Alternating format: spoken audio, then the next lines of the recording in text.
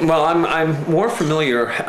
I'd be very honest with you about last year in Bali, for me to talk about that than this year, because I think I need to reevaluate it more, and see what happens. But I know in Bali last year, the many indigenous people were invited to a meeting that was called for by the UN, and when they got there, the meeting was changed to a different room.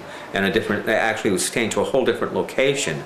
And so when the group of indigenous people went to that location, they were stopped by security, not allowing them to come in.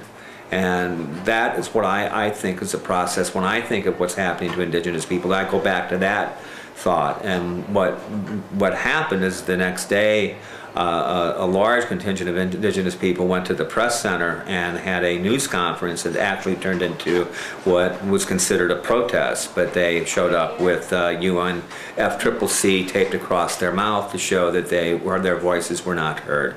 So here I've been too busy running around and then trying to get interviews for people to really, all I know is what I hear, and I just hear that people are being excluded and indigenous people's voices are not being heard.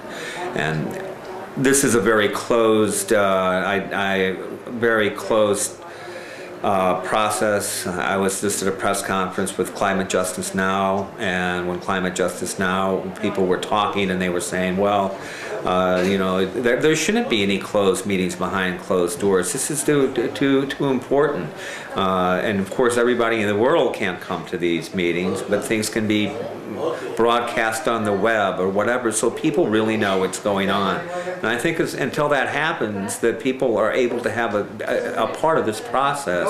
This is a failure.